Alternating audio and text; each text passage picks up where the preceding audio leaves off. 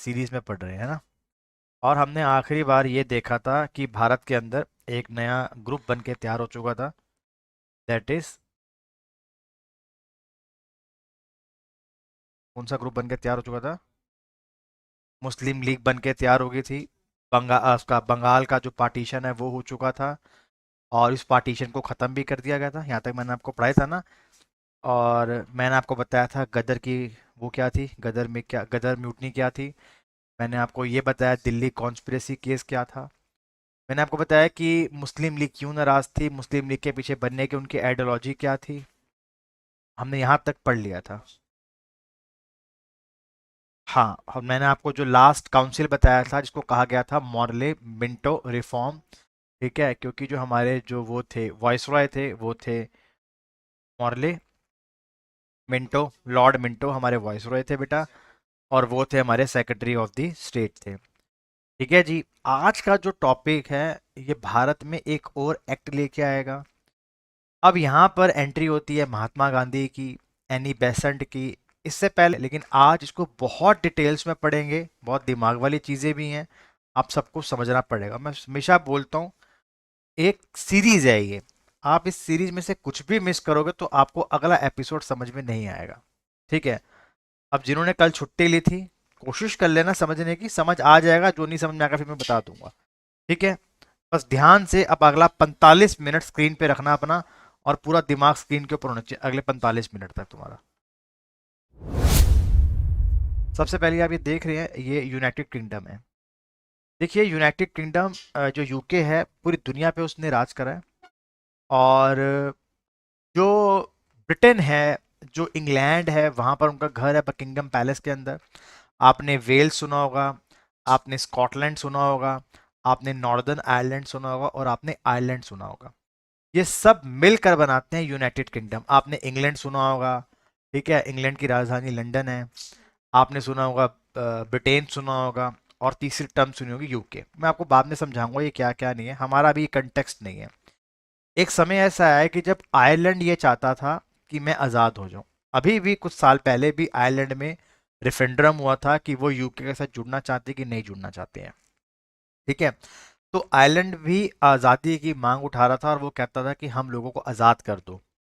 वहां पर एक मूवमेंट चालू करा गया था जिसका नाम था होम रूल मूवमेंट। क्या नाम था? Home rule movement. इसके नाम में ही क्या है, जैसे हम लोग क्या टर्म इस्तेमाल करते हैं, हम टर्म इस्तेमाल करते हैं स्वराज्य। हमने बोला कि हमें स्वराज्य चाहिए, हमारा देश है, हम खुद अपना राज्य बनाएंगे, हम खुद से अपने चुनाव करेंगे, सब कुछ खुद से करेंगे। और बाहर जो वर्ड इस्तेमाल करा गया वो क्या करा गया? Home rule movement.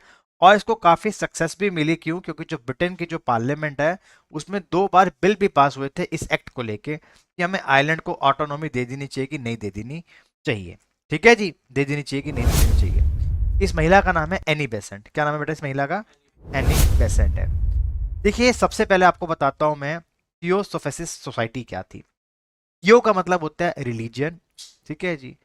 जितने भी दुनिया के अंदर धार्मिक ग्रंथ हैं, जरूरी नहीं है कि वो हिंदुइज्म है, सिखिज्म है, इस्लाम है, क्रिश्चियनिटी है, ढेरों धर्म है दुनिया के अंदर। ठीक है। ट्राइब्स, उनकी सब ट्राइब्स, सब में अपने अपने धर्म है। तो ये एक सोसाइटी थी, उसका काम ये था कि जितने भी जो रिलीजियस जो सेक्ट्स हैं उन सब की रिलीजियस बातों को ज्ञान में लोगों को भेजना चाहिए।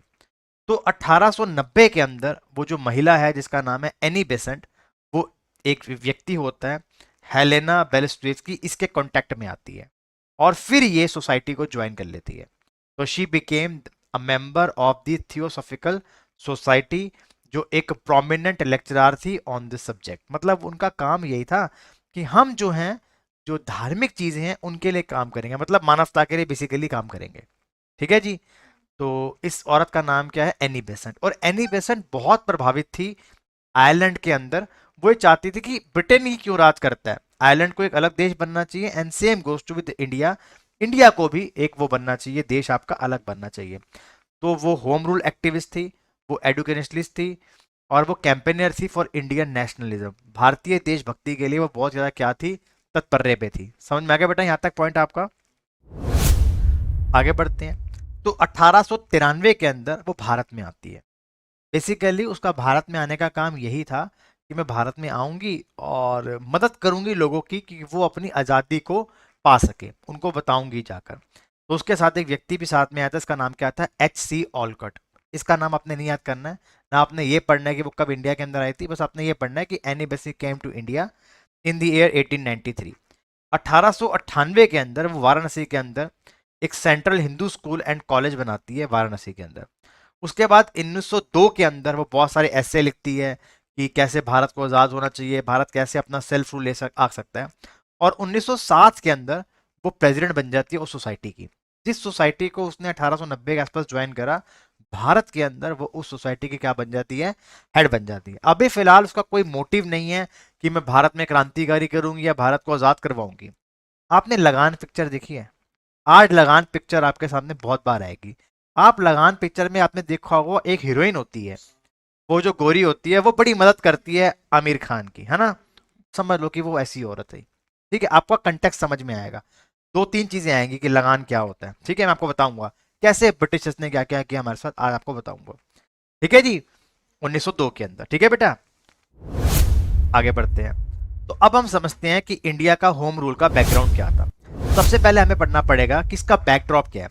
देखिए, सबसे पहले आप समझो कि भारत के अंदर एक तो इस समय नया वायसरॉय बन चुका है, जिसका नाम है लॉर्ड चम्सफोर्ड। चम्सफोर्ड भारत का वायसरॉय बनता है लॉर्ड मॉर्ले के बाद। ठीक है जी, अगला जो वायसरॉय बनता है हार्डिंज, हार्डिंज के बाद अगला वायसरॉय को बनता है आपका क्लेम्सफोर्ड बनता है। अब उस समय वर्ल्ड वॉर वन छिड़ चुकी होती है, और वर्ल्ड वॉर वन के अंदर ब्रिटेन पार्टिसिपेट करता है, ब्रिटेन वर्ल्ड वॉर के अंदर पार्टिसिपेट करता है। अगला आपको समझना है कि 1909 में जो एक्ट आया था, मैंने आपको बताया था ना, सबसे पहला एक्ट आया 1858 के अंदर, फिर इंडियन काउंसिल एक्ट आया 1861 के अंदर, फिर 1892 में आया। ठीक है जी, उसके बाद 1909 में आया, जिसको क्या बोलते हैं, मॉर्ले मिंटो रिफॉर्म्स कहा जाता है। और उसके बाद आएगा आज जाके 1919 का चम्सफोर्ड का जो वो था भारतीय एक्ट 1919। फिर एक 1935 आया, बस वो आखिरी एक्ट था भारत के अंदर जो आया है। तो 1909 के अंदर जो गवर्नमेंट ऑफ इंडिया एक्ट लेकर आती है, उसकी काफी सारी जो डिमांड्स होती हैं उसको फुलफिल नहीं किया जाता। ठीक है जी, और आपको पता होगा गरम दल और नरम दल दो पगों में पड़ जाता है। मालूम है ना बात कि सूरत का स्प्लिट होता है बेटा, एक्चुअली में होना कहाँ पे था, पुणे में होना था, लेकिन फिर वो सूरत में ट्रांसफर होता है और वहां पर लाल बाल पाल लड़ते हैं। ठीक है जी, राज बिहारी घोष हेड बनते हैं और बहुत सी प्रॉब्लम्स आती हैं, यहाँ से गरम दल और नरम दल टूट जाता है। इन द ईयर 1907 ये डिवीजन हो जाती है। तो उसमें से एक व्यक्ति होता है बाल गंगाधर तिलक, उनको जेल में भेजा जाता है बर्मा के अंदर। तो वो तो जेल में है इस समय, कौन है, बाल गंगाधर तिलक, वो तो इस समय जेल के अंदर है। ठीक है जी, वो जेल के अंदर है। उसके बाद क्या होता है जी, गदर की म्यूटनी आपने देखने को मिली होगी, क्योंकि आज ये सब कंटेक्स्ट है आज की पूरी क्लास का, कि गदर में म्यूटनी होती है, कैसे लोग उनके विद्रोह में आ चुके थे, किस तरीके से लोग इनके विद्रोह के अंदर आ चुके थे और वो ब्रिटिश हुकूमत के बहुत ज्यादा खिलाफ थे। अब 1914 के अंदर ये इंडियन नेशनल कांग्रेस ज्वाइन करती है, कौन, एनी बेसेंट। समझ के बात का मतलब, अब Annie Besant Indian national Congress join करती है एज ए मेंबर। जैसे आपने कोई पॉलिटिकल पार्टी ऐड कर ली, खत्म करनी बस।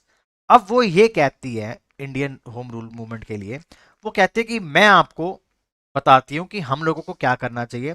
हम लोगों को ना लोगों को जाके बताना चाहिए, क्योंकि हम लोग सब क्या है, हम सब पढ़े लिखे लोग हैं, कोई बाहर से आया है, कोई अंग्रेज है, कोई सिविल सर्वेंट है, कोई ब्रिटेन की काउंसिल में बैठा हुआ है। हम लोगों को, भारतीय लोगों को जाके बताना चाहिए कि हमें आज़ादी चाहिए क्यों। मतलब कांग्रेस वालों ने बोला है क्या ये होम रूल की बातें कर रही है, हमें तो अलग काम करने हैं, तू जा भाई अपने घर जा। चलो, वो कहते हैं जी अगर तो आपने 1915 तक कर लिया तो ठीक है, वरना मैं अपना कर लूंगी होम रूल। अब जो बाल गंगाधर तिलक, वो तो जेल में थे मेंडले की, उनको जेल से छोड़ दिया जाता है, जेल से उनको छोड़ दिया जाता है। ठीक है जी, अब उनको जेल से छोड़ दिया गया, अब वो जेल से बाहर आते हैं, उनको भी ये कंसेप्ट बड़ा सही लगा होम रूल मूवमेंट का। ठीक है जी, अब एक घटना और क्या होती है, घटना एक ये होती है कि जो नरम दल होता है और जो गरम दल होता है वो दोबारा से मिल जाता है। ठीक है, अभी अभी आगे आएगा। नरम दल और गरम दल जो होता है वो आपस में मिल जाते हैं। तो बाल गंगाधर तिलक ये कहते हैं कि मैं भी इस होम रूल मूवमेंट की एडवोकेसी करता हूं, हमें ये मूवमेंट लेकर आना चाहिए। लेकिन इस समय तक बाल गंगाधर तिलक और एनी बेसेंट एक दूसरे से कांटेक्ट में नहीं है, लेकिन दोनों की सोच क्या है कि हम लोगों को कर देना चाहिए। तो 1915 का वो सेशन आता है। मैंने आपको क्या बताया, 1914 के अंदर एनी बेसेंट ज्वाइन करती है, 1915 का कांग्रेस का सेशन होता है। इसके अंदर एनी बेसेंट ये कहती है कि हम लोगों को ये स्टार्ट कर देना चाहिए, और इसके अंदर नरम दल और गरम दल आके मिल जाते हैं। फिर 1916 के अंदर क्या होता है, 16 के अंदर क्या होता है, यहाँ पर आपका, यहाँ पर जो है बाल गंगाधर तिलक भी आ जाते हैं, और बाल गंगाधर तिलक ये कहते हैं कि हम लोगों को भी ये होम रूल मूवमेंट कर देना चाहिए। अब उसने अल्टीमेटम दिया हुआ था सितंबर तक का, किसने, एनी बेसेंट ने, लेकिन उससे पहले ही बाल Gangadhar Tilak home rule movement चालू कर देते हैं। बाल गंगाधर तिलक ने अप्रैल में स्टार्ट कर दिया। इन्होंने अपनी ब्रांच खोली महाराष्ट्र के अंदर, लेकिन बॉम्बे को छोड़ के कर्नाटका के अंदर, बिरार के अंदर और सेंट्रल प्रदेश में, इनकी 6 ब्रांचें खुली। लेकिन जो एनी बेसेंट है उसने सितंबर में किया। एनी बेसेंट की 200 से ज्यादा ब्रांचें थी। एक टाइम तक यहां पर 40,000 लोग इनके साथ जुड़ चुके थे। उसके बाद 1916 के अंदर जब लखनऊ के अंदर सेशन हुआ एनी बेसेंट का और बाल गंगाधर तिलक का, मतलब इंडियन नेशनल कांग्रेस का, तो ये दोनों मिल गए थे। लेकिन स्टार्टिंग के अंदर ये दोनों ही अलग अलग थे, समझ गए। तो 1914 में एनी बेसेंट मेंबर बनती है इंडियन नेशनल कांग्रेस की। 1915 में वो डिमांड रखती है कि हम लोगों को होम रूल मूवमेंट चलना चाहिए। उसकी जो डिमांड होती है वो सितंबर तक की होती है, लेकिन उससे पहले बाल गंगाधर तिलक जेल से बाहर आ जाते हैं, और वो जो है क्या करते हैं बेटा, आपका अपनी खोल लेते हैं होम रूल मूवमेंट, और वो 6 ब्रांचें खोल पाते हैं। लेकिन एनी बेसेंट कितनी ब्रांचें खोल लेती हैं, 200 ब्रांचें खोल लेती हैं अपनी। लेकिन 1916 में जब लखनऊ का सेशन होता है दिसंबर के अंदर, है ना, उसी साल दिसंबर के अंदर सेशन होता है, मेरे को पता है दिसंबर में सेशन होता है इंडियन नेशनल कांग्रेस के, तो दोनों फिर मिल जाते हैं आपस में। तो यहां से चालू होता है इंडियन नेशनल कांग्रेस का आपका क्या, होम रूल मूवमेंट चालू होता है। अब उसके बाद क्या होता है, इन दोनों को जेल जाना पड़ता है। क्यों जेल जाना पड़ता है, इन दोनों को जेल क्यों जाना पड़ता है, इनको जेल इसलिए जाना पड़ता है क्योंकि इनके साथ बहुत सारे लोग जुड़ गए थे, और अंग्रेजों को ये बात कैसे हजम हो जाएगी। उसके बाद क्या होता है, 1917 के अंदर मॉन्टेग डेक्लेरेशन आता है, जिसे अगस्त डेक्लेरेशन भी कहते हैं। अब ये क्या था बेटा, मैंने आपको बताया था कि मुस्लिम लीग की एक डिमांड थी, है ना, मुस्लिम लीग की एक डिमांड थी। मैं आपको बताता हूँ क्या डिमांड थी। 1916 के अंदर, अभी आगे आएगा, 1916 के अंदर जो लखनऊ के अंदर, ध्यान से सुनना मेरी बात को, 1916 के अंदर लखनऊ में जब कांग्रेस ने अपना सेशन किया, तो वहां पे एक घटना तो ये हुई कि एनी बेसेंट और बाल गंगाधर तिलक एक हो गए। लेकिन एक और घटना भी हुई थी, जो ऑल इंडिया मुस्लिम लीग है उसने भी हाथ मिला लिया था इंडियन नेशनल कांग्रेस के साथ। मैं उसको पढ़ाऊंगा आज। उसको कहते हैं आपका लखनऊ पैक्ट। क्या कहते हैं उसको, लखनऊ पैक्ट कहते हैं। तो उन्होंने डिमांड्स रखी थी वहां पे, वो क्या डिमांड्स थी वो भी मैं आपको पढ़ाऊंगा। उन डिमांड्स को अगले साल ही जो हमारा जो वो है उसने मान लिया था, उसको बोलते हैं अगस्त डिक्लेरेशन। समझ गए, जो 1916 में जो मांग उठाई गई उसे 1917 में उन्होंने मान लिया। तो लोग, अब उन्होंने बोला कि यार ये होम रूल मूवमेंट क्यों चला रहे हो, वो हमारी बात मानने के तैयार हो तो गए हैं। अब उसके बाद क्या हुआ, बाल गंगाधर तिलक 1918 में लंदन चले जाते हैं। क्यों जाते हैं, लंदन के अंदर एक व्यक्ति ने किताब लिखी, उस किताब के अंदर उसने बाल गंगाधर तिलक को ये बोला कि तू फादर ऑफ इंडियन अनरेस्ट है, मतलब तूने भुकाल मचा रखा है। और ये फिर जाती है इंग्लैंड केस लड़ने के लिए। तो जो मुहिम चालू हुई 1900 आपका 16 के अंदर, वो 18 में तो एक बंदा चला ही गया बाहर, और इतना ज्यादा कुछ मिला नहीं, तो 1920 में इसको मर्ज कर दिया गया। ये था होम रूल मूवमेंट। तो पहले तो होम रूल मूवमेंट दोनों अलग अलग ही चला रहे थे, फिर बाद में एक हुए, लेकिन फिर इतनी संभाल उसको मिल नहीं पाई। तो ये था होम रूल मूवमेंट।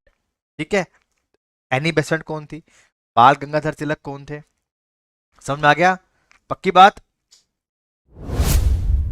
तो बाल गंगाधर तिलक, इन्हें लोकमान्य तिलक भी कहते हैं, इन्हें फादर ऑफ इंडियन अनरेस्ट कहा जाता है। इसमें से एक इंग्लैंड का बंदा था, उसने इनको कहा था। महात्मा गांधी ने इनको कहा था the maker of modern India. इन्होंने एक लाइन कही थी कि स्वराज्य इसमें birth right and I shall have it. ठीक है जी। और इनके दो न्यूज़पेपर थे, एक था केसरी और दूसरा कौन सा था, मराठी। ठीक है जी। केसरी को लिखा गया था मराठी के अंदर, और मराठी को लिखा गया था इंग्लिश के अंदर। मैंने आपको पढ़ाया है इनके बारे में। जब उन दो भाइयों ने गोली मारी थी उसको, जब प्लेग फैल गया था, वो न्यूज़पेपर ही पढ़ते थे ये वाला। ठीक है, आई होप आपको समझ में आ गया होगा, कोई दिक्कत तो नहीं आज तक। अब देखो अभी तक की घटनाएं देख लो एक बार क्या क्या हुई है।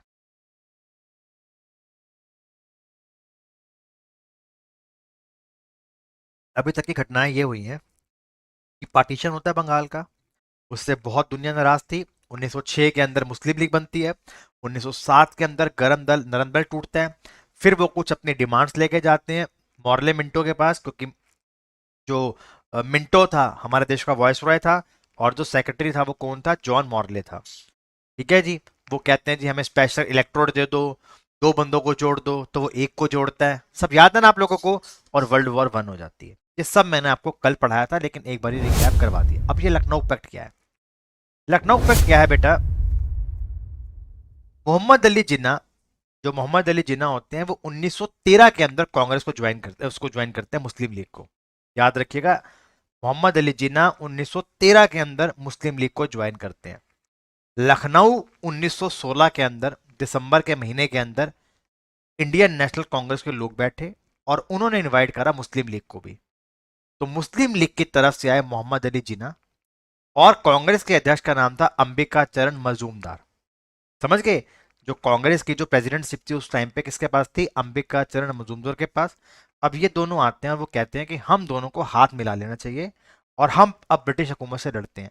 इसी को नाम दिया गया लखनऊ पैक्ट। क्या नाम दिया गया? लखनऊ पैक्ट। तो लखनऊ पैक्ट क्या था?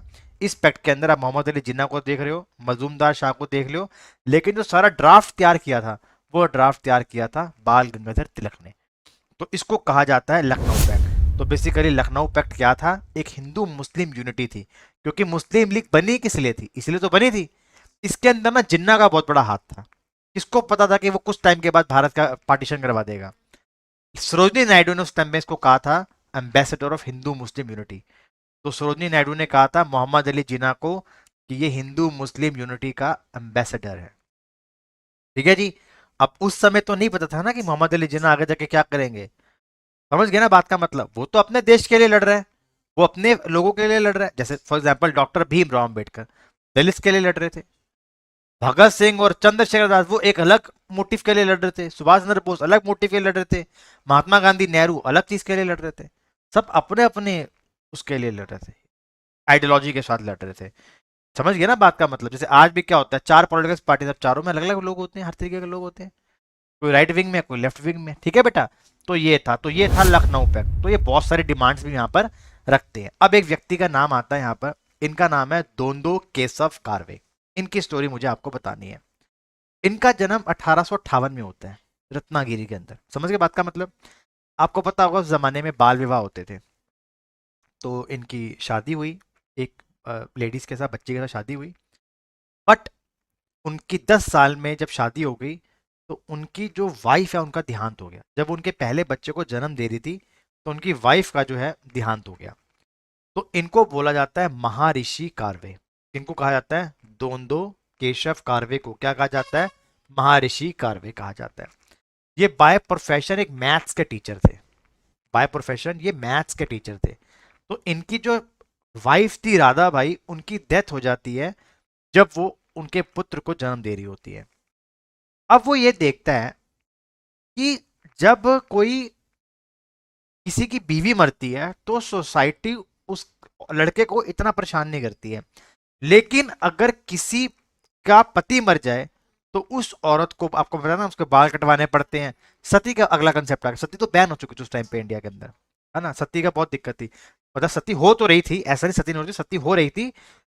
हाँ, कि काम हो चुका है। मैं बता ना, सती पे एक्ट आ चुका था, 1861 में एक्ट आ चुका था उसके ऊपर। और ये 1893 की घटना है। ठीक है ना बेटा? तो कि उनको बाल काट दिए जाते थे, बहुत मतलब बुरे हालातों में उनको रहना पड़ता था। तो ही डिसाइडेड कि भाई मुझे कुछ चेंज लेके आना है। तो इस व्यक्ति ने सबसे पहले क्या करा? एक विधवा से शादी करी। ठीक है जी? सबसे पहले इसने एक विडो से शादी करी। ठीक है जी? और ये एक फर्म बिलीवर था कि मुझे जो ये विडोज हैं इनके री मैरिज के लिए कुछ काम करना चाहिए। ठीक है जी? तो ये बनाता है विडो मैरिज एसोसिएशन। तो इन व्यक्ति का नाम क्या था? दोंदो केशव कार्वे। अब देखिए किसी का ये था, जैसे उससे पहले हमने फूले वाले पढ़े थे, है ना? फूले वाले पढ़े थे, तो उसके अंदर क्या था? वो दलितों के लिए काम कर रहे थे। ठीक है जी? उनके लिए वो काम कर रहे थे। और ये किसके लिए काम कर रहे हैं? ये काम कर रहे थे आपके किसके लिए बेटा? विडोज के लिए काम। तो अगर आपसे पूछ लें कि विडोज के लिए किसने काम करा है, उसके बाद उन्होंने एक बहुत अच्छा काम करा। 1916 के अंदर भारत की पहली महिला यूनिवर्सिटी खोली। ठीक है जी? तो वुमेन्स यूनिवर्सिटी जो पहली है द SNDT वुमेन्स यूनिवर्सिटी 1916 में पहली बार भारत में किसने खोली है? दोंदो केशव कार्वे ने। और साल 1958 के अंदर इनको भारत सरकार ने इनके 100वें जन्मदिन के ऊपर इनको दिया भारत रत्न। ठीक है जी। तो ये थे दोंदो केशव कार्वे। आज भी प्रेजेंट डे के अंदर अगर कोई एक अनमैरिड लड़का है और वो किसी विडो के साथ शादी करता है, 2025 की बात बता रहा हूं, तो भी एक बहुत बड़ी बात है। और ये व्यक्ति आज से 150 साल पहले वो इस काम के लिए कर रहा था। सोसाइटी उसकी एंटी रही होगी, आज भी सोसाइटी एंटी होती है, नो डाउट, है ना, आज भी सोसाइटी एंटी है। तो बहुत ये उस जमाने के ये बहुत बड़े रिवोल्यूशनरी थे, तो इसने जितना इतना महान काम करा होगा तो फिर उसके लिए। तो इसका एक फैक्ट था, ये किसके टाइम पे सारी घटनाएं हुई हैं, तो 1916 का टाइम पीरियड है ना, तो इस समय लॉर्ड चम्सफोर्ड थे। तो आपसे पूछेंगे कि किसके टाइम पीरियड में पहली बार भारतीय यूनिवर्सिटी बनी है, तो पहले मैं बताता था कि भैया 1916 में यूनिवर्सिटी बनी। अब मैंने आपको पूरा बैकग्राउंड दे दिया, who he was and what he has done to us. ठीक है जी। वो एक महान व्यक्ति, इनका नाम है दोंदो केशव कार्वे। मैथमेटिक्स के टीचर थे, प्रोफेसर थे, बट उसी टाइम पे एक बहुत ही आगे की सोच रखने वाले व्यक्ति थे। ठीक है जी। आगे बढ़ते हैं। अब ये देखिए भाई, अब यहां से आपने समझना है। आपको पता होगा भारत के अंदर ईस्ट इंडिया कंपनी आती है, दबा कर पैसा कमाती है, बहुत पैसा कमाती है, लेकिन जो हमारे फार्मर्स हैं वो तो बेचारे रो ही रहे थे। लगभग 1700 की शताब्दी के आसपास जब ये कंपनी भारत में आई थी, तो मसाले तो बनाने के लिए आई थी, मसाले, कॉटन, कुछ हद तक चाय, चाय तो थी, अफीम। ठीक है, अफीम, सबसे ज्यादा अफीम जो था, आज तो अफगानिस्तान में बनता है, लेकिन चाइना के अंदर ओपियम बहुत था। भारत में भी उसकी खेती होती थी, ओपियम की खेती होती थी। दो भारत के इलाके थे, बिहार और बंगाल का, आज का बिहार और बंगाल बता रहा हूं। यहां पर ना बिहार और बंगाल के अंदर इंडिगो का प्लांटेशन होता था। मैंने आपको बताया था ना, इन द ईयर 1869 इंडिगो रिवोल्ट हो गया था। क्यों? क्योंकि यार इंडिगो का ना एक फैक्टर ये है कि जब आप इंडिगो उगाते हो ना, तो पानी बहुत चाहिए। उस जमाने में अकाल कितने पड़ रहे थे, याद है कितने अकाल पड़ रहे थे, सूखा पड़ रहे थे, तो कहां से बेचारे लेके आएंगे। उसके बाद ना ये प्रॉफिटेबल बिजनेस नहीं था, उनकी वो खेती की भूमि भी जो है वो खराब हो जाती थी। ठीक है जी, हाँ, उगा सकते नहीं थे। तो इन्होंने क्या करा, अंग्रेजों ने क्या करा, अंग्रेज इनको कहते हैं, हम ना एक सिस्टम लेके आते हैं। इस सिस्टम का नाम था तीन कथिया सिस्टम। क्या नाम है? तीन कथिया सिस्टम। समझ में आ गया? तीन का मतलब होता है तीन, 1 2 3 तीन, और कथिया का मतलब होता है एक बिहार, नेपाल और छत्तीसगढ़ के बंगाल के इलाकों के अंदर जो लैंड होता है उसको कथिया कहते हैं। तो 20 एकड़ का जो लैंड होता था वो एक कथिया होता था। तो अंग्रेजों ने बोला कि भाई प्यार से बोल रहे हैं तो मान जाएगा, नहीं तो तेरे बच्चे और तेरी बैल बकरी उठा के ले जाएंगे। वैसे तो करते थे। उन्होंने बोला अगर तेरे पास 20 लैंड है, तेरे पास 20 कथिया तेरे पास लैंड है, उसमें से तीन के अंदर तुझे इंडिगो उड़ाना पड़ेगा। मतलब ये जबरदस्ती है, उड़ाना ही पड़ेगा तुझको। समझ गए? तो इन्होंने बोला भैया उड़ाना ही पड़ेगा। तूने बोला हम तेरे को एडवांस पैसे भी देंगे भाई, ऐसा नहीं है। तो पैसा भी दिया इनको। ऐसा अंग्रेज ऐसा नहीं करते थे कि पैसा नहीं देंगे, पैसा भी दिया अंग्रेजों ने। लेकिन अब फॉर एग्जाम्पल मान के चलो, तुम समझ गए ना बात का मतलब, अगर कोई आपसे फोर्सफुली कोई काम करवाएगा तो वो बड़ी दिक्कत वाली बात है। तो सेम यहां पर भी ये क्या था बेटा, 20 लैंड में से 3 लैंड पे इंडिगो उठाना था। याद रखना है, पूछेंगे, जो कहानियां बता रहा हूं पेपर में आनी है ये। ठीक है, समझ गए बात मतलब। तो 17वीं और 18वीं शताब्दी के अंदर ये था, इसने इसको बोला कि भैया तेरे को पैसे देंगे, लेकिन तुझको इंडिगो उगानी ही पड़ेगी, चाहे जो मर्जी हो जाए। तो लगभग इन्होंने 100 सालों तक तो खूब इंडिगो लूटा हमसे। फिर इंडिगो को लेके जाते थे ब्रिटेन के अंदर, वहां पे कपड़ों पे लगाते थे, कपड़ों की सफाइयां वगैरह होती थी, उसको फिर बड़े रेटों के ऊपर बेचते थे यूरोप के बाकी शहरों के अंदर। ठीक है जी, आराम से बेचते थे। लेकिन हर चीज का एक समय होता है। समय कैसे बदला? एक जर्मनी का व्यक्ति आया, उसका नाम था एडोल्फ वॉन बेरर। एक ये जर्मन केमिस्ट है। इसने क्या करा भाई ने, एक आर्टिफिशियल इंडिगो बना दिया। अब जो इंडिगो भारत में से लेके जा रहे थे उसका तो है सेल ठप होगी उसकी। तो अब पैसे देने से मना कर दिया अंग्रेजों ने, बोला काम ही नहीं हो रहा। लेकिन अंग्रेजों ने एक शर्त यह रख दी कि तुम नहीं काम रोक सकते, ये बोला तुम तो उस 3 लैंड के अंदर इंडिगो ही उगाओगे, नहीं उगाओगे तो बीवी बच्चे सब उठा के ले जाएंगे तुम्हारे। ऐसे करते थे ये लोग, हैं, पैसे नहीं देंगे। पैसे कलेक्ट करना। और कैसे कलेक्ट करना है? अगर तो पैसे दे रहे हैं तो ठीक है, नहीं तो उसके बीवी को उठा लो, उसके बच्चों को उठा लो, उसके पशु को उठा लो, उसे छोड़ दो वहीं पे। नहीं तो उसको मारो, पीटो, घोड़े के पीछे बांध दो और 20 किलोमीटर तक रेंगते ले जाओ। समझ गए? इस तरीके से तो लोगों को डर होता था कि करना ही पड़ेगा। अब क्या हुआ? अब ये हुआ, अब इनसे जबरदस्ती ना तो इनको पैसे दें, ऊपर से फौज लेके आगे अपनी। क्यों? क्योंकि इस समय हम किसके गुलाम हैं? कंपनी के नहीं, क्वीन के। ठीक है जी, दादागिरी चल रही है लोगों की। अब यहां पर महात्मा गांधी 1915 में इंडिया के अंदर आते हैं। जब ये इंडिया के अंदर आते हैं, आपको पता है 1915 में इंडिया के अंदर आएंगे, तो इनको राजकुमार शुक्ला होता है बिहार का, ये पहले ही वहां पर रिवॉल्ट कर रहा होता है कि ये क्या दिक्कत है भाई, एक तो तुम हमसे पैसे ले नहीं दे रहे हो और तुम जबरदस्ती हमको ये कह रहे हो। तो इसने क्या करा, महात्मा गांधी को बोला कि साहब आप हमारे यहाँ पर जरा आओ और आके जरा देखो। ठीक है जी, महात्मा गांधी खुश। देखिए एक मैं आपको चीज बताऊं, आपको ये फोटो देख के लग रहा होगा एक महान व्यक्ति होंगे, है भी। ये था चंपारण सत्याग्रह। तो ये इनका पहला एक एक्सपेरिमेंट था चंपारण सत्याग्रह के अंदर। तो इसके अंदर डॉक्टर राजेंद्र प्रसाद, अनुराग नारायण सिन्हा, महात्मा गांधी, ये सब चंपारण में जाते हैं और यहां पर जाकर लोगों को बताते हैं, लोगों को बोलते हैं पहले तो अपनी प्रॉब्लम बताओ, फिर ना हम आपके साइन करवाएंगे। क्या करवाएंगे? आपके साइन करवाएंगे। ये सब एक्सपेरिमेंट आज भी होते हैं। जैसे आपको पता होगा ना, आपकी गलियों में आगे आओ, बताओ हमें प्रॉब्लम बताओ अपनी, और यहाँ पर साइन कर दो, है ना? समझ गए? तो 16 अप्रैल 1917 को गांधी जी चंपारण में जाते हैं। 18 अप्रैल को वो ब्रिटिश अथॉरिटी को बोलते हैं कि भैया हम आपको इंडिगो का कोई टैक्स नहीं देंगे, ना तो हम उगाएंगे और ना ही हम आपको कुछ देंगे। उसके बाद गांधी जी को ना अरेस्ट कर लेते हैं। अब गांधी जी को अरेस्ट कर लिया, वकील आदमी है भाई वो वहां जाते हैं जज के सामने, जज को बोलते हैं, जज को पता होता है भाई पढ़ा लिखा बंदा है, इसको छोड़ना पड़ेगा।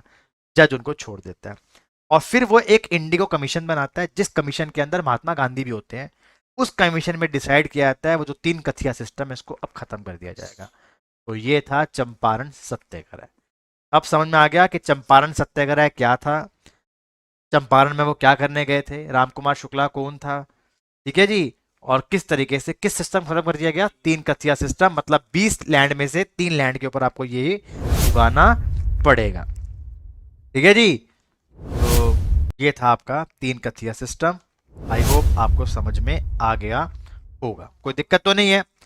जैसे ये खत्म होता है, जैसे ये खत्म हुआ, 7 दिन के बाद मुंबई की मिलों में स्ट्राइक हो जाती है। अब मुंबई की मिलों में स्ट्राइक क्यों होती है? गुजरात में एक जगह पड़ती है अहमदाबाद, अहमदाबाद का एक डिस्ट्रिक्ट था खेड़ा डिस्ट्रिक्ट। यहाँ पर पट्टीदार कम्युनिटी है, एक पाटीदार कम्युनिटी। ये कम्युनिटी के जो लोग हैं ये बहुत वेल टू डू लोग थे, जिनको सब पता था कि कृषि कैसे करनी होती है, सब मालूम था। मतलब ये एक नंबर के व्यक्ति थे। ठीक है बेटा, एक एकदम बहुत बढ़िया, इनको सब पता था किस तरीके से काम होना है, कैसे क्या होगा, सब बढ़िया तरीके से। ठीक है जी। अब क्या होता है, एक तो यहाँ पे सूखा पड़ जाता है। उसके बाद मैंने आपको बताया था बेटा कि बॉम्बे के पुणे के आसपास प्लेग फैल गया था, याद है ना बेटा? तो उससे भी बहुत दिक्कत हो गई। एक तो फेमाइन आ गया था, चिकनगुनिया फेनाइम आ गया था, और प्लेग और कोलेरा फैला हुआ था। तो यहाँ पे उन्होंने बोला कि भैया 1918 में तो बड़ी अच्छी तुमने खेती करी है, तुमको 23% एक्स्ट्रा टैक्स देना पड़ेगा। ये जो अंग्रेज व्यक्ति हो क्या कहता है, तुमको डबल लगान चुकाना पड़ेगा अगर तुम नहीं उठाओगे ना, हम नहीं उठाएंगे, ऐसे बोला। अब इन्होंने क्या बोला, महात्मा गांधी जैसे चंपारण सत्याग्रह करके आए, अब ये खेड़ा पहुंच गए। इन्होंने खेड़ा में क्या बोला कि सरदार वल्लभ भाई पटेल को बोला कि आप जाओ, क्योंकि आप वहां उस जगह से आते हो, आप वहां पे जाओ। तो महात्मा गांधी का सारा ब्रेन होता है, लेकिन वो भेजते किसको हैं? सरदार वल्लभ भाई पटेल को वो यहाँ पर भेजते हैं, और वही दोबारा करते हैं, साइन वाइन करवाते हैं इनसे और बोलते हैं कि हम आपको कोई भी टैक्स पे नहीं करेंगे। तो इनिशियली इसको स्टार्ट करा था मोहनलाल पांड्या ने और शंकर लाल पारिख ने, लेकिन उसके बाद ये बहुत ज़्यादा जब फेमस हो गया तो इंडियन नेशनल कांग्रेस यहाँ पर जुड़ गई। आज भी आप, अब ये होता है खेड़ा सत्याग्रह, तो ये 1918 में होता है, मार्च से लेके जून तक में होता है।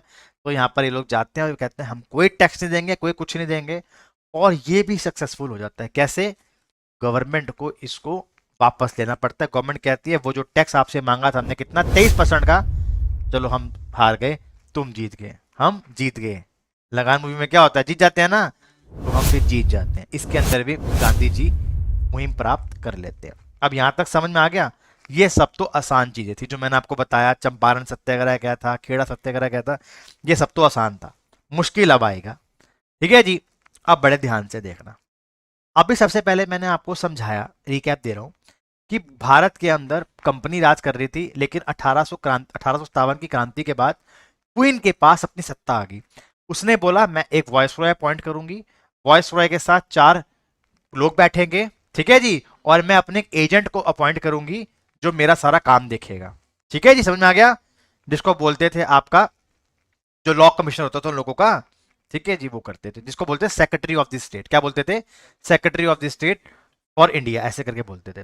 फिर 1861 के अंदर एक एक्ट आया, फिर 1892 में एक्ट आया, और फिर एक 1909 के अंदर आया मॉर्ले मिंटो रिफॉर्म्स। तब आया, मैंने आपको पढ़ाया था मॉर्ले मिंटो रिफॉर्म में क्या था। मुसलमानों ने कहा था कि हमें भी रिप्रेजेंटेशन चाहिए, लेकिन नहीं नहीं मिला था। केवल एक इंडियन को जोड़ा, पहला कौन था? सिन्हा था। सब मैंने आपको बताया था, स्टोरी लाइन ये वाली सारी की सारी। कल मैंने आपको शाम में स्टोरी लाइन सारी सारी पढ़ाई थी। अब क्या होता है, ध्यान से समझिएगा। 1916 के अंदर लखनऊ का पैक्ट होता है। इस पैक्ट में क्या होता है बेटा? लखनऊ के पैक्ट में ये होता है कि जो कांग्रेस होती है और जो आपकी बेटा वो होती है इंडियन नेशनल कांग्रेस, वो दोनों हाथ मिला लेते हैं। मालूम है ना आप लोगों को? 1916 के अंदर वो दोनों क्या कर लेते हैं? आपस में हाथ मिला लेते हैं। वो कहते हैं कि अब हम कुछ डिमांड्स रखेंगे और हम मिलकर लड़ेंगे, अपनी जो लड़ाई है मिलकर लड़ेंगे, कोई दिक्कत तो नहीं है। 1917 के अंदर क्या होता है? अगस्त का डिक्लेरेशन होता है। अगस्त डिक्लेरेशन में क्या होता है? ये जितनी भी डिमांड्स जो होती है बेटा, ये जो जितनी भी डिमांड्स रखते हैं, वो तो ये जो हमारा वहां का व्यक्ति होता है जो हमारे देश को देखता है ब्रिटेन में बैठ के, उसका नाम होता है मॉन्टेक। क्या नाम होता है? मॉन्टेक। ये ब्रिटेन में बैठा होता है। अब क्वीन से आप डायरेक्ट तो बात नहीं कर सकते ना, मैं बताया था ना। तो वो अपना एक पिट्ठू अपॉइंट करती थी इंडिया के लिए, इसका नाम क्या था? Secretary of state of India. और उस समय भारत का वायसरॉय कौन था? लॉर्ड चम्सफोर्ड। तो वहां का जो प्रधानमंत्री होता है वो ब्रिटेन पार्लियामेंट में जाता है और वो ये कहता है कि हम यहाँ पर भारतीयों को लेकर आएंगे, ज्यादा से ज्यादा भारतीय जोड़ेंगे अपनी पूरी सिस्टम के अंदर, लेकिन ये सब जो भी काम होगा अंडर द ब्रिटिश क्राउन होगा। तो पहली बार भारत में प्रियम्बलम का कंसेप्ट आया। प्रियम्बलम का मतलब क्या होता है? जो कभी चेंज नहीं होगा। ठीक है जी, प्रियम्बलम का कंसेप्ट आया। समझ गए क्या बताना चाहता हूं मैं? तो ये है लॉर्ड चम्सफोर्ड, ये हमारे देश के वाइसरॉय हैं। और हमारे देश के लिए जिसको अपॉइंट करा गया सेक्रेटरी ऑफ स्टेट, उसका नाम क्या है? ड्वेन मॉन्टेक। और इसी को कहा जाएगा मॉन्टेक चम्सफोर्ड रिफॉर्म्स या भारतीय एक्ट 1919, जो भी आपको पढ़ाऊंगा। बहुत खतरनाक एक्ट है, ध्यान से पढ़िएगा। अब 1918 के अंदर एक रिपोर्ट तैयार होती है। सबसे पहले क्या हुआ? 1916 के अंदर लखनऊ पैक्ट हुआ, उसके अंदर मुस्लिम लीग और इंडियन नेशनल कांग्रेस ने कुछ डिमांड्स रखी। उन डिमांड्स को अगले साल 1917 के अंदर ब्रिटेन की पार्लियामेंट में पेश करा गया। ब्रिटिश पार्लियामेंट ने इसको मान लिया कि ठीक है। अब चम्सफोर्ड ने और मॉन्टेक ने दोनों ने मिलकर एक रिपोर्ट तैयार करी और क्वीन को भेजी। क्वीन ने पार्लियामेंट में भेजी और वो पास हो गई।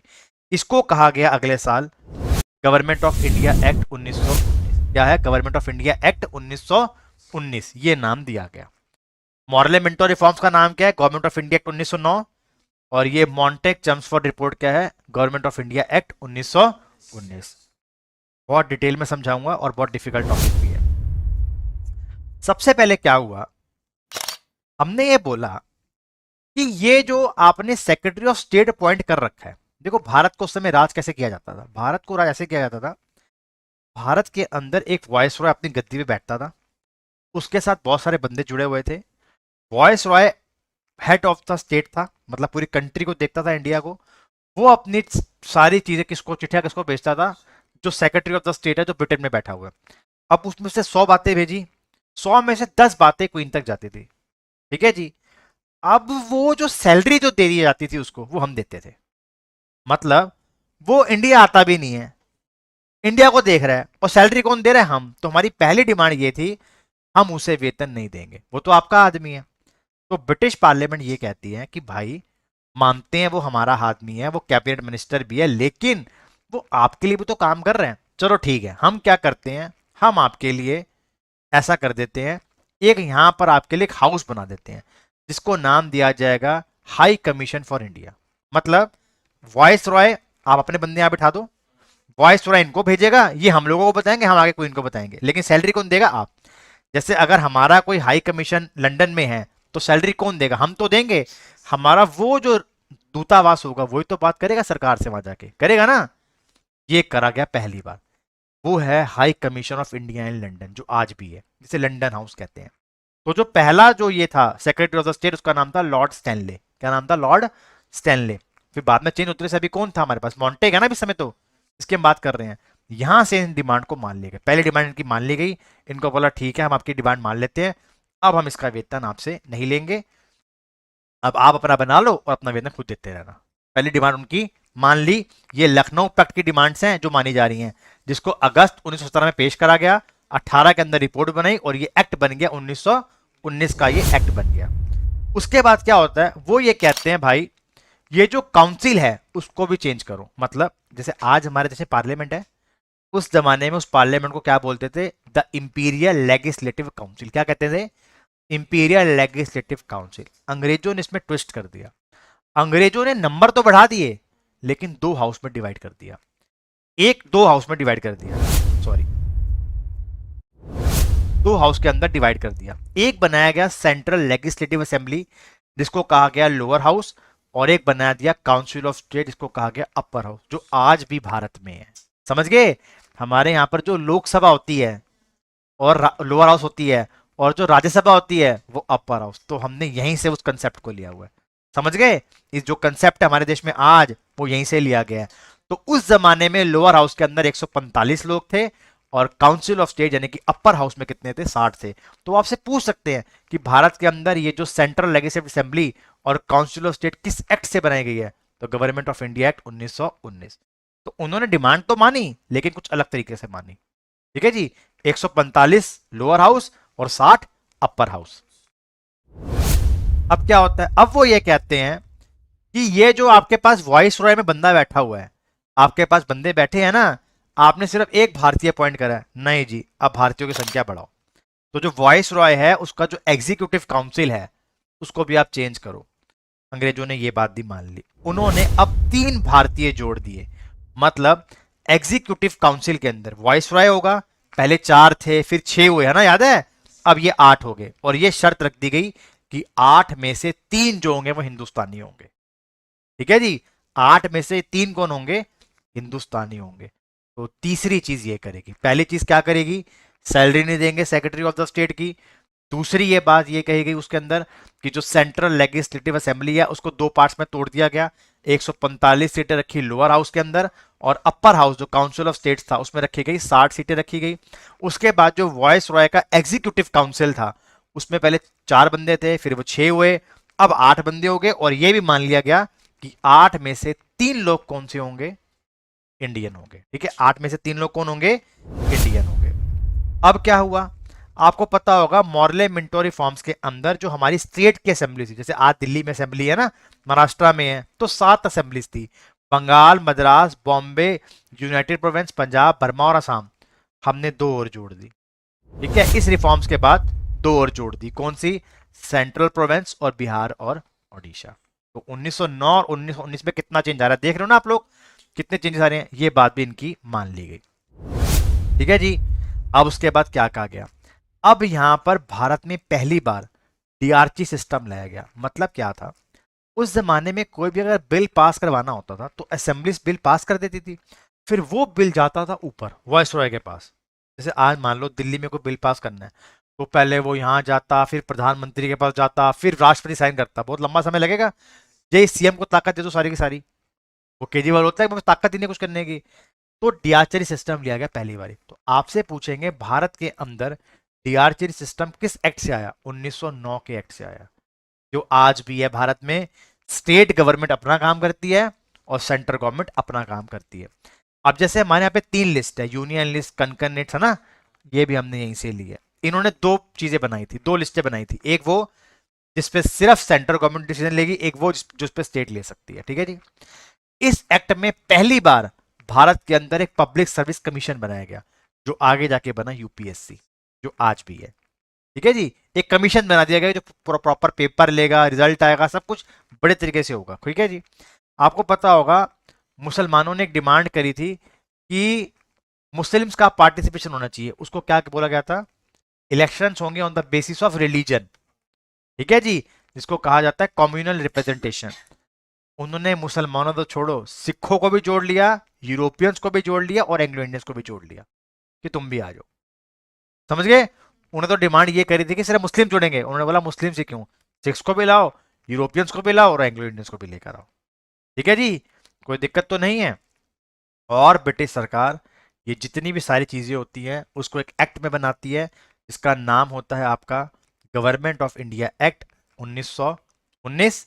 और यहां पर एक बात कही जाती है, the objective of the act was gradual introduction of responsible government as declared by the British government on August 20 1917। मतलब हम एक इंट्रोडक्शन दे रहे हैं कि रिस्पॉन्सिबल गवर्नमेंट कैसे बनेगी लेकिन अंडर द ब्रिटिश क्राउन।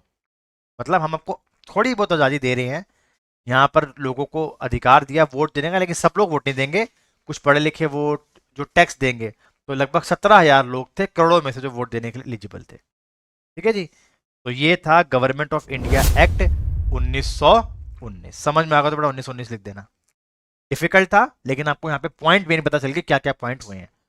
मैं पूरा नहीं पढ़ा रहा हूँ कि क्या हुआ क्या नहीं हुआ, ठीक है ना, वो बहुत डिफिकल्ट हो जाएगा, बहुत डिफिकल्ट हो जाएगा फॉर यू ऑल गाइस। लेकिन ये बहुत इंपॉर्टेंट है, इतना तो तुम्हें पढ़ना ही पड़ेगा।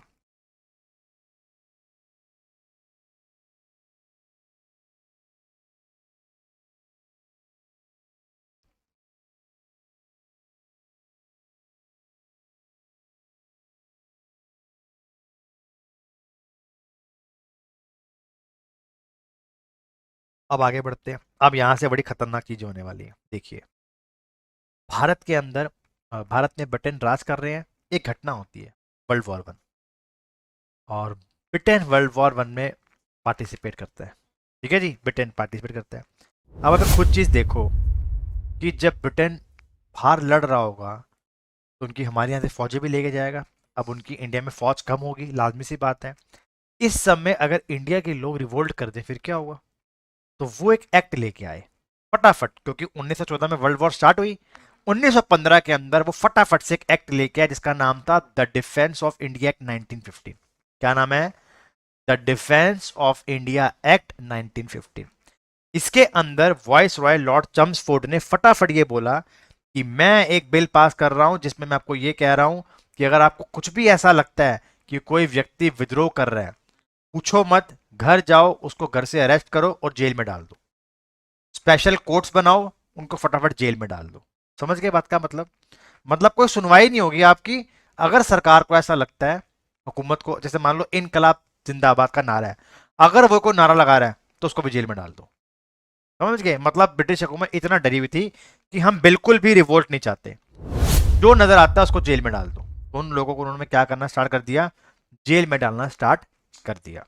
कोई दिक्कत नहीं है। ठीक है जी, अब वर्ल्ड वॉर तो खत्म हो गई। 1915 के अंदर जो एक्ट आया, क्या एक्ट का नाम था? The defence of India act 1915। जब ये एक्ट आता है तो वर्ल्ड वॉर 1 तो 1918 में खत्म होगी। लेकिन जो उस जमाने का जो वॉइस रॉय था वो ये चाहता था कि इसमें मजा बहुत आ रहा है। क्यों? क्योंकि मैंने कंट्रोल करके रखा हुआ है। आप एक बार खुद देके देखो, अगर किसान धरना दे रहे हो, मुस्लिम धरना दे रहे हो और स्टूडेंट धरना दे रहे हो, हमें जॉब्स दो, हमें ये करो वो करो, जैसे आज हो रहे हैं, तो उन पर लाठीचार्ज क्यों होता है? क्यों उनको पुलिस वाले भगा रहे हैं वहां से? समझे मेरी बात का मतलब? भाई किसान दे रहे धरना, जब तुम्हें फर्क ही नहीं पड़ता है तो बैठे रहने दो उनको। फिर वहां पे अगर कोई बच्चा बोल रहा है कि भैया पेपर लीक हुआ दोबारा करवा दो, पढ़े रहने दो, ठंड के अंदर चले घर चले जाएंगे। तुम क्यों डंडा मार रहे हो? क्यों? क्योंकि वो दिखाना ये चाहते हैं कि भैया सब कुछ ठीक है। समझ गए? ये जो हमारा एटीट्यूड है सब कुछ ठीक है, ये वहीं से ही आया है। तो वॉइस रॉय क्वीन को और वहां का जो सेक्रेटरी ऑफ स्टेट है उसको बताना चाहता था कि भारत में सब कुछ ठीक है। तो उसने क्या बोला, एक बंदे को अपॉइंट करा जो लॉ की समझ रखता था, उसका नाम था सिडनी रॉलेट। इसने बोला रॉलेट को कि भाई जो हमने वो एक्ट बनाया था ना, उसको थोड़ा सा चेंज कर देते हैं और एक नया एक्ट तैयार करते हैं जिसका नाम था the anarchical and revolutionary crime act 1919। ये उसी एक्ट का, the defence of India act जो 1915 में आया था, ये उसका आगे का वर्जन है। क्योंकि वो तो अब लगा नहीं सकते ना। क्यों नहीं लगा सकते? क्योंकि वर्ल्ड वॉर 1 तो खत्म हो गई है और ब्रिटिश हुकूमत ने ताकत ये दी थी कि आपको कि वर्ल्ड वॉर 1 के बाद खत्म करना है। तो उन्होंने क्या करा, उसका ही मिलता जुलता एक नया एक्ट बना दिया, the anarchical and revolutionary crime act 1919। इस एक्ट में होता क्या था, अनार्कियल का मतलब होता है अगर किसी को लगता है कि अराजकता फैला रहा है और कोई रेवोल्यूशनरी वाले काम कर रहा है, उसको उठा के जेल में डाल दो। फॉर एग्जाम्पल, आपने अक्सर एक चीज देखी होगी, जब कोई भी व्यक्ति धरना दे रहा होता है तो पुलिस वाले उसको एक धमकी देते हैं कि हम तेरी पूरा कैरियर खराब कर देंगे, है ना। क्यों कैरियर खराब कर देंगे किसी स्टूडेंट का कैरियर? वो ऐसे ही करते थे, ठीक है जी, डराते थे किसी भी डल से, डंडे के बल से, किसी भी बल से वो डराते थे। इसी को नाम दिया गया रॉलेट एक्ट। क्या नाम दिया गया? तो आपसे पूछ सकते हैं रॉलेट एक्ट का मेन नाम क्या था? तो मेन नाम था the anarchical and revolutionary crime act 1919। और ये किसका पार्ट था?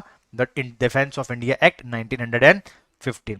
ये क्या कहता था? वो इस पुलिस वाले को कहता था कि जब मन करे घर में घुस जा, ठीक है जी, अगर तुझे कोई झंडा भी नजर आता है जिस पर लिखा इंकलाब जिंदाबाद, उसको उठा ले और जेल में डाल दे। कोई सुनवाई नहीं होगी, आप किसी कोर्ट में नहीं जाओगे, 3 जज बैठेंगे, मजिस्ट्रेट बैठेंगे, अगर उनको लगता है कि हाँ इसने क्राइम करा है तो उठा के जेल में डाल दो, और आगे कोई भी, आप किसी भी हाई कोर्ट में नहीं जाओगे। तो ये तो काला कानून था, ये तो काला कानून था। अब बाकी लोग कैसे रुकेंगे? सबसे पहले तो मोहम्मद अली जिन्ना, मोहम्मद अली जिन्ना, पंडित मदन मोहन मालवीय और मजरुल हक, ये सब रिजाइन दे देते हैं लेजिस्लेटिव काउंसिल से। लेजिस्लेटिव काउंसिल आप समझते हो ना क्या होता है? जो पूरा का पूरा मेन जो चला रहा है उसको, वो रिजाइन दे देते हैं। इनको नाम दिया जाता है, ये तो काले कानून है। क्या है ये? काले कानून है। अब गांधी जी कहते हैं जी मैं तो सत्याग्रह करूंगा। मैं क्या करूंगा? सत्याग्रह। तो ये बॉम्बे में सत्याग्रह करते हैं कि हम तो भाई अंग्रेजों के खिलाफ हैं, अंग्रेजों ने बड़ा गलत कानून ये लेके आए हैं, ये कानून बिल्कुल भी ठीक नहीं है, ये बहुत खतरनाक कानून है, लेकिन हम इसको आराम से अहिंसा के जोर पे इसको बाहर कर लेंगे। चलो 21 मार्च को ये बिल पास हो जाता है। 21 मार्च को ये बिल पास हो जाता है। समझ गए? खतरनाक कानून है ना बहुत ज्यादा यार। 6 अप्रैल को क्या होता है? एक हड़ताल लीक करी जाती है, हड़ताल करी जाती है 6 अप्रैल को एक हड़ताल करी जाती है, ठीक है जी। बॉम्बे से हड़ताल चालू होती है, बंगाल के अंदर हड़ताल करी जाती है, ये हड़ताल पंजाब में करी जाती है, नॉर्थ इंडिया के अंदर बहुत बड़े स्केल पे हड़ताल होती है। 10 अप्रैल को अंबाला के 2 व्यक्तियों को अरेस्ट कर लिया जाता है। एक थे डॉक्टर सत्यपाल और एक थे सफीउद्दीन किचिली। इनको दोनों को अरेस्ट कर लेता है। कौन अरेस्ट करता है? General O'Dwyer.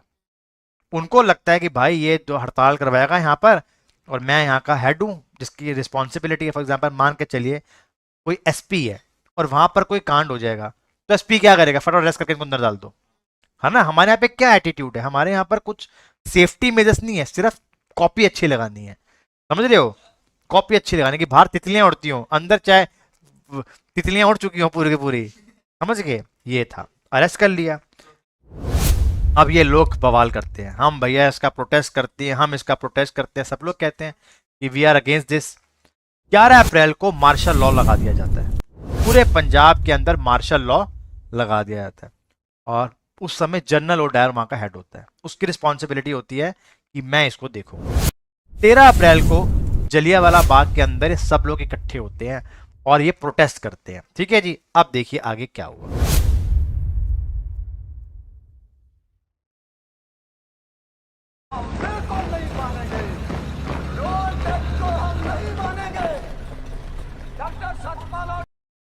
गिरफ्तारी को हम बजाई नहीं जाने देंगे।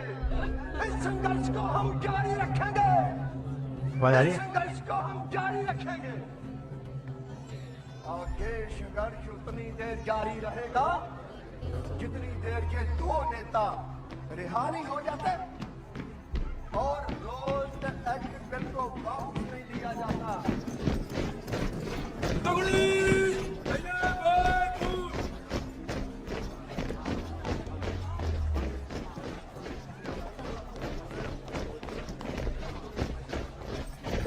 हाँ थोड़ा सा लैग होगा भाई, वीडियो चल रही है, थोड़ा सा लैग होगा, कोई बात। डरने वाले लोग नहीं है, डरने की कोई लोड़ नहीं। बैठो।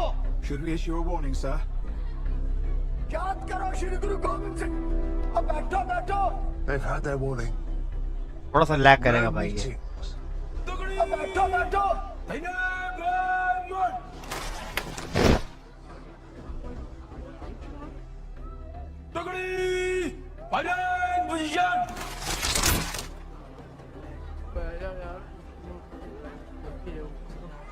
बैठो, खाता नहीं, बैठो बैठो बैठो।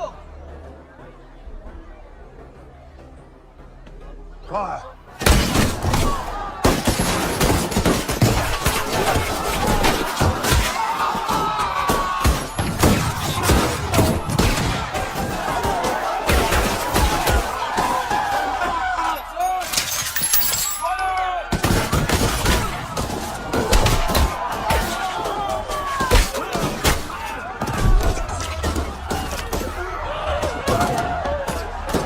लग गया ना जब।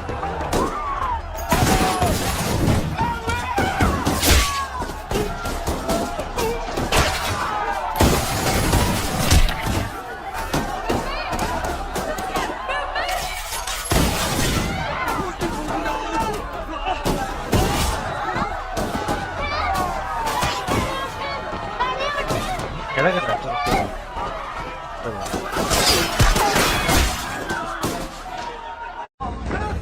इसमें क्या होता है, ये लगभग जनरल जो ओ डायर होता है वो जलियांवाला बाग में जाता है और वहां पे लोग इकट्ठे होते हैं और ये 1500 लोगों को भून देता है।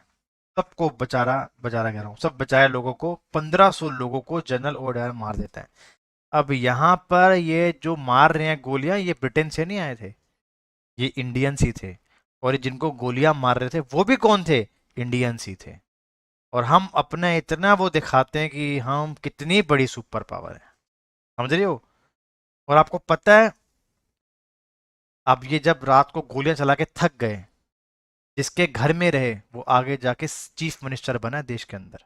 सोच के देखिए, मतलब जिसने गोलियां चलाई, 1500 लोगों को मार दिया, उनके बच्चे आज बहुत बड़े राजनीतिक पदों पे बैठे हुए हैं, सेंटर में मिनिस्टर्स भी हैं इस समय भी। सोचिए, मतलब जो उनके आगे पोतरे हुए वो भारत के अंदर बहुत बड़े बड़े मिनिस्टर्स रह चुके हैं। सोच के देखिए एकदम। ये भगवंत मान ने पंजाब की असेंबली में बताई थी बात, तो मुझे तो मालूम ही है, लेकिन लोगों को इस बारे में पता नहीं था कि जिस जब जब इसने गोलियां चलाई, 1500 लोगों को जब इसने मार दिया, तो थक गया ना, इसके साथ जवान थक गए। इसको बैठा के पार्टी करवा रहे थे वहां पर जनरल ओ डायर्स को। वो भी कौन थे? वो भी इंडियंस ही थे। समझ रहे हो बात का मतलब? समझ गए? रियलिटी थोड़ी सी कड़वी होती है, लेकिन रियलिटी तो रियलिटी है भाई। समझ रहे हो ना? रियलिटी रियलिटी ही है।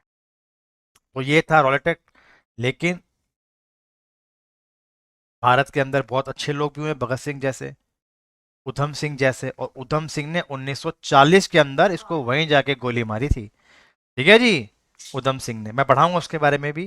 तो ये था। तो जिन्होंने गोलियां मारी वो सिख इन्फेंट्री से रेजिमेंट थी, उनकी रेजिमेंट थी।